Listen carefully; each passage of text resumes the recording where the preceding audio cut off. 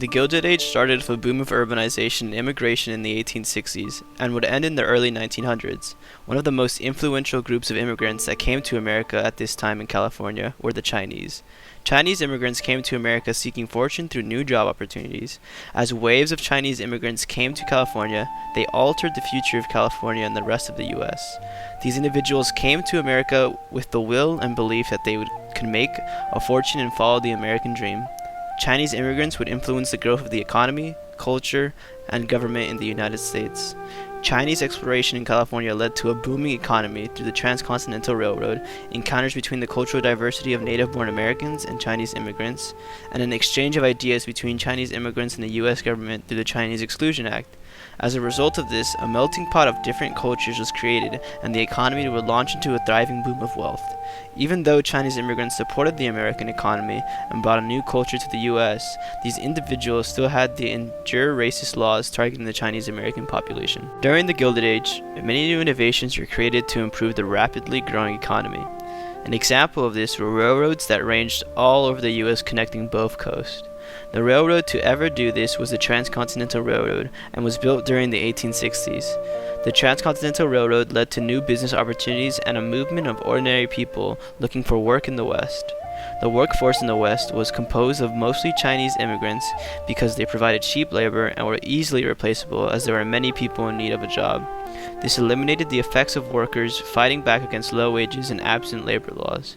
They developed their own system of work by creating packs of workers, all with specific jobs, and were considered a lot more efficient and effective compared to the white men.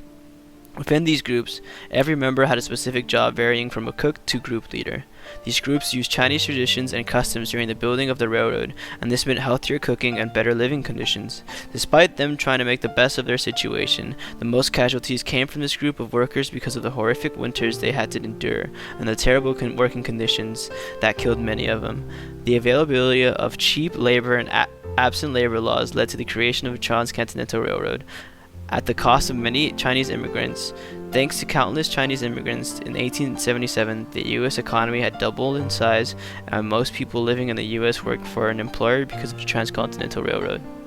The Gilded Age started a revolution not only in a cultural aspect but an economic one too. The most notable change in the economy was the introduction of the railroads and the connection between the two sides of America. This was only possible with the Transcontinental Railroad that stretched from San Francisco, California to Council Bluffs, Iowa. Chinese immigrants were invaluable in the creation of this railroad, especially in the West. These immigrants made the building out of the railroad a lot faster compared to the white workers because of their ability to work efficiently and have no issues with the labor laws. To show how good these individuals were creating the railroad and starting up the American economy after the Civil War, the contractor of the Transcontinental Railroad on the West, Charles Crocker, decided to do something no one had ever done before. Crocker decided to have Irish and Chinese immigrants create 10 miles of railroad track in one day. The date was April 28, 1868, and this impressed people nationwide. In an article describing what happened on the 10-mile day, author Earl Heth described it. Crocker declared his men would lay 10 miles of rail in a day. Such a ridiculous thing was scoffed at in rival camps, which were now drawn close together. More than 4,000 men and hundreds of horses and wagons were on the spot. Every man knew his particular job, taught by many months of track work. Chinese immigrants were the front force in the major build and was only possible because of their ability to work like machines. Without these immigrants, the Transcontinental Railroad may have taken 10 more years to be finished, delaying the immediate economic boost throughout the nation, and the connection of both sides of the nation. The San Francisco Chinatown was established in 1880. It served as a home away from home for many Chinese immigrants. Chinatown was filled with their culture, and everything that they needed was within a couple of blocks. This helped Chinese immigrants keep their culture and have a cushion as the new land in which they arrived in was often hostile towards them. When new Chinese immigrants came to America, they were taken aback by the cultural differences. One major difference that they noticed was between the schools in China and the schools in America. This furthered their viewpoint of Chinese Americans as exotic.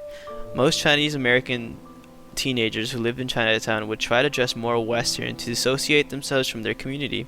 Even though they made great attempts to fit into the new society, they were still rejected simply because they were Chinese American. These encounters between Chinese immigrants and native-born Americans were often hostile and unwelcoming. While I was still in China, everyone talked about the gold that was in America. They said that gold was everywhere and that there was a goddess who symbolized liberty. I had a cousin who lived in America and told me that the education system was different and a lot better. I was so excited to come to America. When my parents told me that we were going to America, I felt anxious yet excited. When we arrived to America, I had to wait a couple of months before I can actually go to school. The system is completely different than the one in China. In China, the students quietly wait in the classroom for their teacher and they don't argue with her. They don't do anything like that. In America, the students are often disrespectful towards the teachers and constantly argue with them.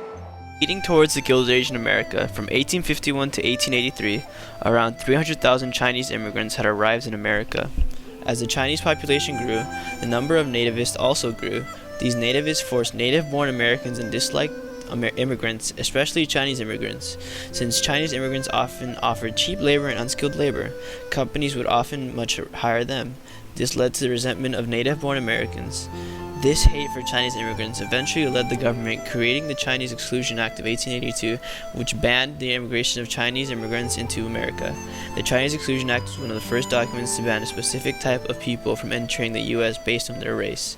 The effect of the Chinese Exclusion Act led to a significant decrease of Asian immigration. It also led to the creation of Angel Island, which was an immigration station where Chinese immigrants would often be detained for weeks. The coming of Chinese laborers to the United States be, and the same hereby, suspended, and during such suspension it shall not be lawful for Chinese laborers to come, or having so come to the expiration of said 90 days to remain within the United States.